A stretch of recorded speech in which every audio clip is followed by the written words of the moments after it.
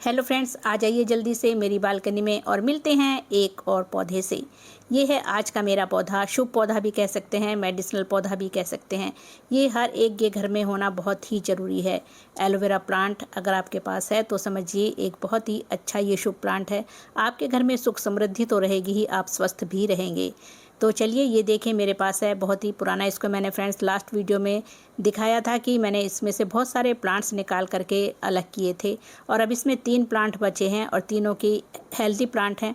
क्योंकि जब ये बेबी प्लांट्स इसमें निकलने लगते हैं तो ये फिर ग्रोथ रोक देता है अपनी, नहीं तो फिर हमें ये नीचे से पत्तियां कट करनी पड़ेंगी, तभी नीचे बेबी प्लांट्स निकलते हैं और ये मोटी पत्तियां होंगी। तो इसमें से भी मैंने बहुत सारे प्लांट्स निकाल करके अलग सेपरेट कर लिए थे और वो ग्रो भी किए हैं। तो अगर आप चाहते हैं इसकी मोटी पत्तियां हो, मोटा अच्छे से जेल भरी हुई पत्तियां हो, तो फिर आप ऐसे कीजिए कि नीचे से जो भी बेबी प्लांट्स हैं नीचे की पत्तियों को कट करते रहिए और बेबी प्लांट्स उसमें से निकालते रहिए।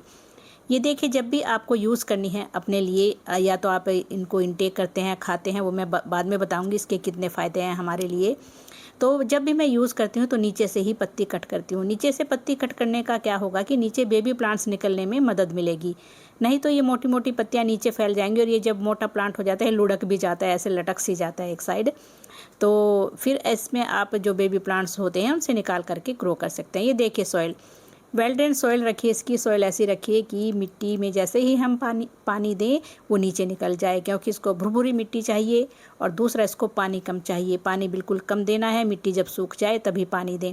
ये बिना पानी के कभी भी नहीं मरता है, लेकिन अगर आप इसमें लगातार पानी देंगे और वाटरिंग करेंगे तो ये ख़राब हो जाएगा प्लांट।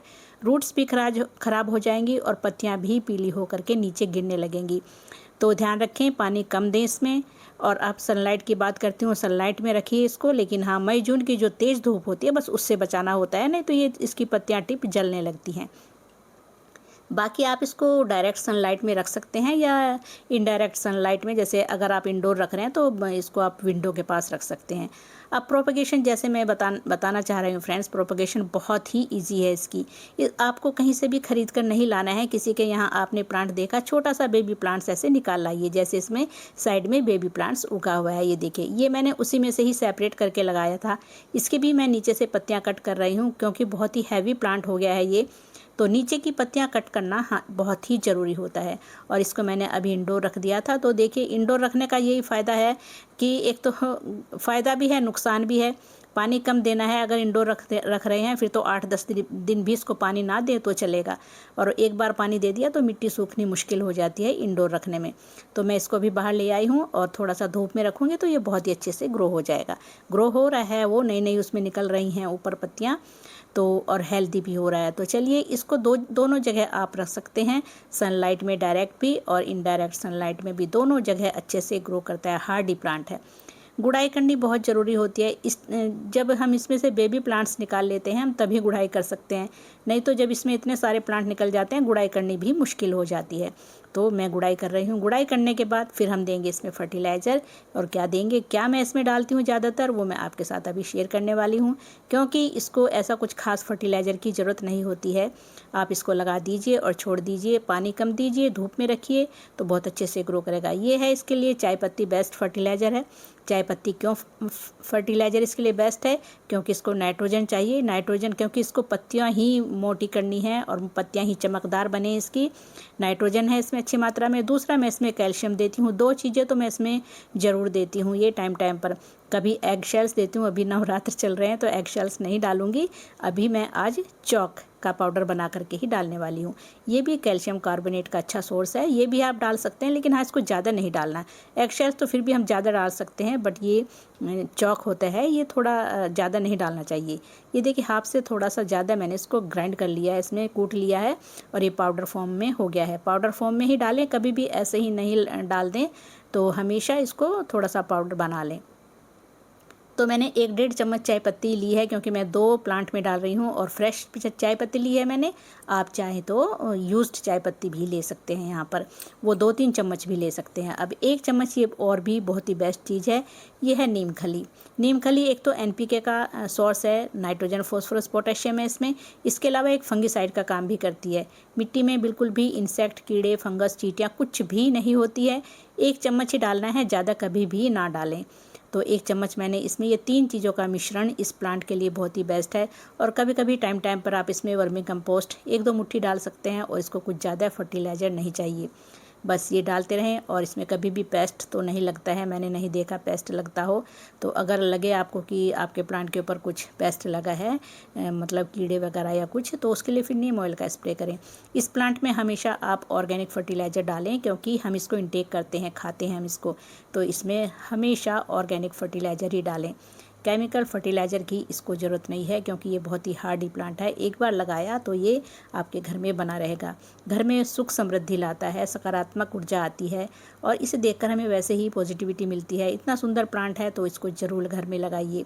और ये देखिए दोनों में मैंने वो फर्टिलाइज़र डाल दिया है, अच्छे से मिक्स करना है। इसकी मिट्टी थोड़ी मॉइस्ट है तो इसमें मैं पानी नहीं डालने वाली हूँ इस वाले में, और ये देखिए इसमें मैं पानी डालूंगी क्योंकि बड़े वाले की मिट्टी सूखी थी। और हाँ फ्रेंड्स, एक बात बताना भूल गई, जब भी ये प्लांट लगाएं थोड़ी चौड़े पॉट में लगाएं।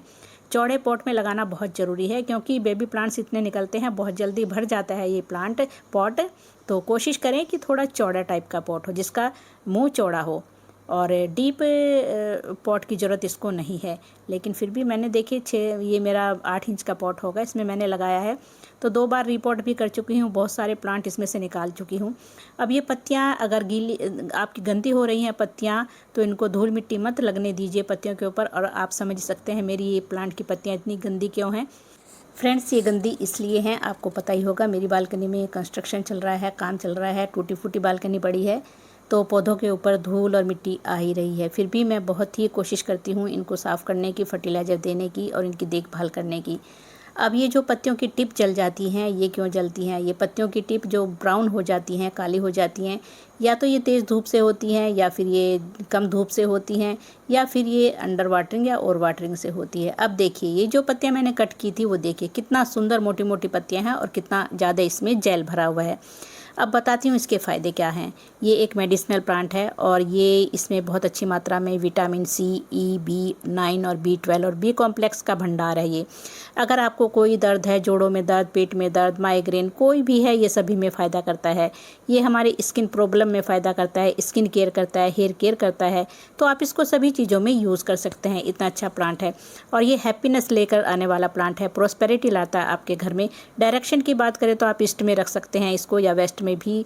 वैसे तो फ्रेंड्स बालकनी में आप जिस डायरेक्शन में भी रखें वो ही अच्छा है। ये पौधे हमारे लिए बहुत सारी पॉजिटिव ऊर्जा लेकर आते हैं, आप इनको ज़रूर लगाइए। और मेडिसिनल प्लांट है और इसको धृत कुमारी भी बोला जाता है, तो इसको ज़रूर लगाएं अपने घर में और ये इस जेल का फ़ायदा उठाएं अपने लिए। और पौधों के लिए फर्टिलाइज़र भी बना सकते हैं, क्योंकि एक रूटिंग हार्मोन का काम भी करता है। पौधों की जड़ें मजबूत होती हैं, पत्तियां मजबूत ग्रीन निकलती हैं, तो इसको ज़रूर फर्टिलाइज़र भी बनाएं। आने वाली वीडियो में मैं फर्टिलाइज़र ही शेयर करने वाली हूँ। इन पत्तियों का, जो ये मैंने पत्तियाँ कट की हैं, इनका मैं फर्टिलाइज़र बनाने वाली हूँ। तो आप भी यही कीजिए फ्रेंड्स, इस प्लांट को ज़रूर लगाइए, अपने गार्डन की शोभा बढ़ाइए। बहुत ही सुंदर है फ्रेंड्स। Thank you dear.